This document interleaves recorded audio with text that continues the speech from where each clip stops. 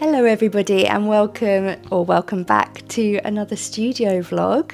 So you may hear from my voice that it's a little bit croaky, and there's two reasons for that. One, of course, I have been ill again. Thank you children for bringing these lovely bugs home with you from school and nursery. The other reason is I've already done a lot of talking this morning. I had a very long-awaited assessment this morning. I'm just going to jump straight to it, to be honest. I just this morning have been formally diagnosed with ADHD combined type. When she told me this at the end of the assessment, one, I wasn't prepared for it. I thought she was going to say, okay, we're going to go away and review the assessment and get back to you, but she just dropped that bombshell right at the end. I burst into tears. I didn't think I would. It's not really a shock that I've been diagnosed with ADHD. It was more with relief, I guess. I've always experienced a lot of racing thoughts and things like that. And it was only as I was getting older that I put it down to anxiety. I was diagnosed with generalized anxiety disorder in my early 20s because I was having panic attacks and just generally a lot of anxiety symptoms. Now it makes sense. I understand why. But I always put the whole racing thoughts thing down to just being an anxious person. I've put a lot of my disorganisation down to character flaws, not for want of trying to be better, I will say. It's been a real sort of sticking point. I felt very frustrated with my own personality and felt a lot of shame. There's been multiple times throughout the years that I have been in contact with mental health professionals who have said, have I ever been assessed for ADHD? And I always dismissed it because I thought very, ignorantly, that ADHD is only in children, only in boys. There were lots of stories in the news in the 90s, I seem to remember, about naughty boys in classrooms having ADHD, those naughty boys. So when those health professionals asked if I'd been assessed for ADHD, I'm like, no, because I was a very well-behaved child. I was very quiet in the classroom, albeit I was always looking out of the window. I actually got moved schools when I was in year one. My parents were called in by the teacher to say that I was very distracted. I was rocking on my chair a lot. I couldn't sit still. I was always looking out the window daydreaming, and my parents were like, oh, she's bored. You must be a bad teacher. We'll move her schools. And then I got held back a year in my following school. So there's all these sort of things that were little markers that it's kind of a shock that I wasn't diagnosed before, but I think it was just, there's been a lot of women now being late diagnosed because I think back then it was more perceived as a boy thing, and also something that was only with children that you actually grow out of.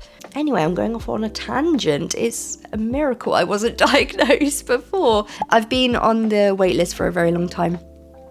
It was only last year that I actually started looking into it properly and thought, no, I align with all of this a lot. And I felt a bit of a fraud. So I've been really anticipating this assessment, and the closer it got, the more I was worried that I wouldn't be diagnosed with it, because then I'd have to sort of re-look and think, no, these are just character flaws that I can fix. I'm just not trying hard enough.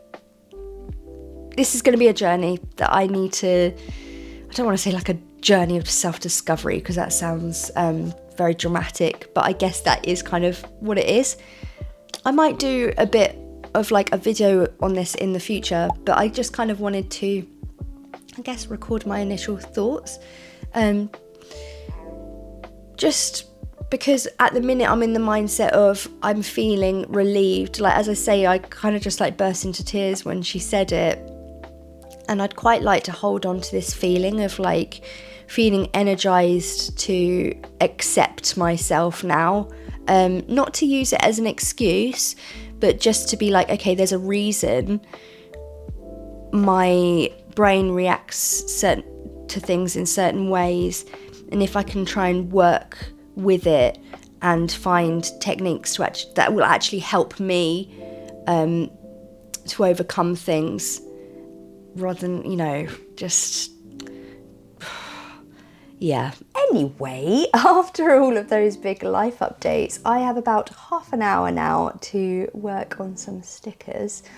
I have finally this week, just here and there, managed to find some time to put all of my die cut sticker designs into the Leonardo design software to like arrange all of the stickers, get them all sorted, make any colour tweaks necessary.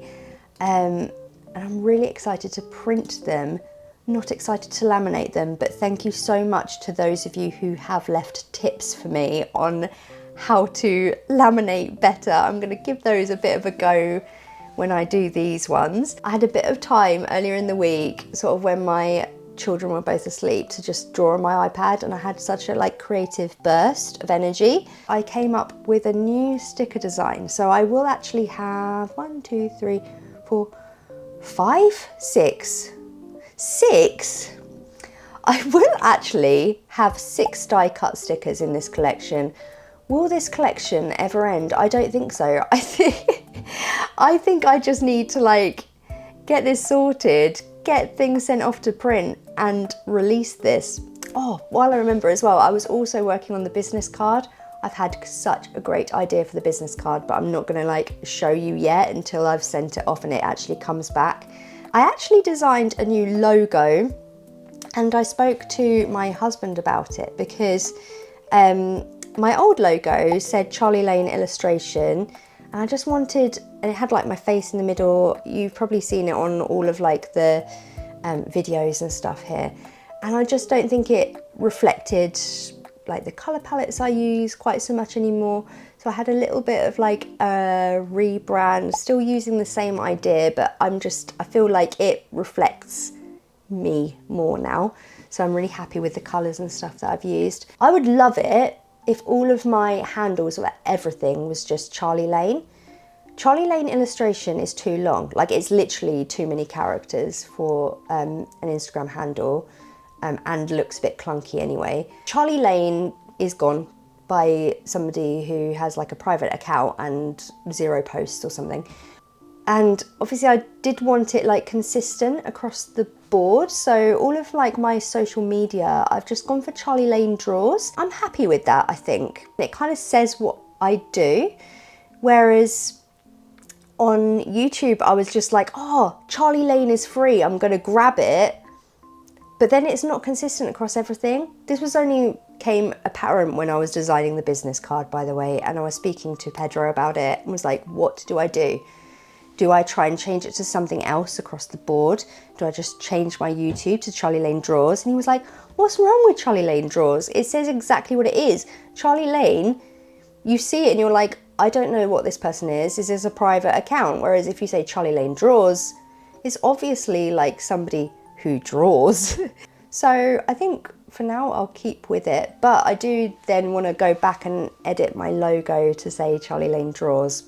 That's probably going to be later this week. What was I even saying? I got distracted. Let's own this now. So I drew updated logo, business card with logo TBC, and also I designed another die cut sticker, and it doesn't actually have mochi or dumpling in there. It's the only one that doesn't, but it is, I loved the character that I've got on the print, the chili pepper, the angry chili. I just love him, and I thought I'd love to make a die cut sticker of him, but also to have some text, because one of my other die cut stickers has text, but it was the only one that had text. All the others were just an image. So I wanted a sort of more companion one, I guess. And yeah, I'm really happy with the sticker that I've created. And in light of this diagnosis, I think that it's really quite appropriate.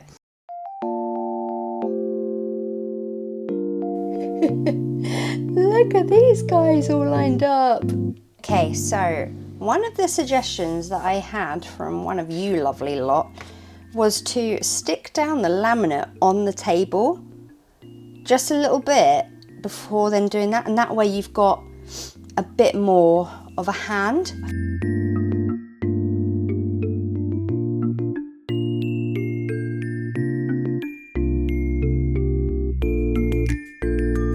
I've already started wonky.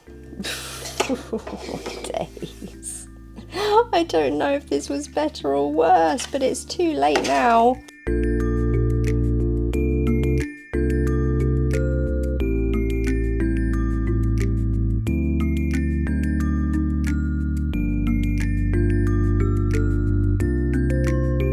Have I actually done it? Okay, this one at the top is an absolute mess, but everything else, I don't think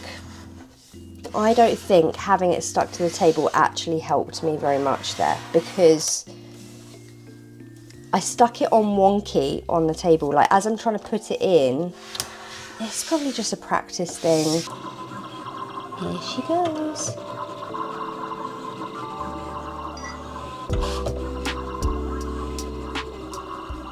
Looking at these now, I think they've come out so perfect. Just try and get them off the mat. Honestly, the alignment is perfect. I'm so relieved. Look! I love him so much. So happy with that. I feel like the colours come out really nice. It feels like really nice and durable. I think I decided to do this one. Was it 2.5 inch? Let me compare it to the ramen one. Yeah, so it's maybe I did go 3 inch in height, but because it's like width-wise, yeah, I think it's just like a really nice size sticker. I'm really happy with that, and they've all come out absolutely bang on, perfect.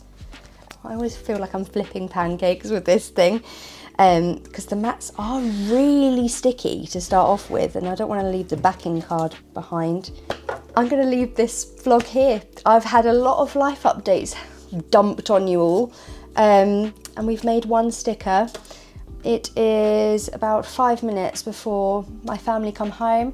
We're due to have a summer party at my son's school this afternoon. It looks like there's going to be a thunderstorm. I hope you all have an amazing week, and I'll see you in the next one. Bye guys.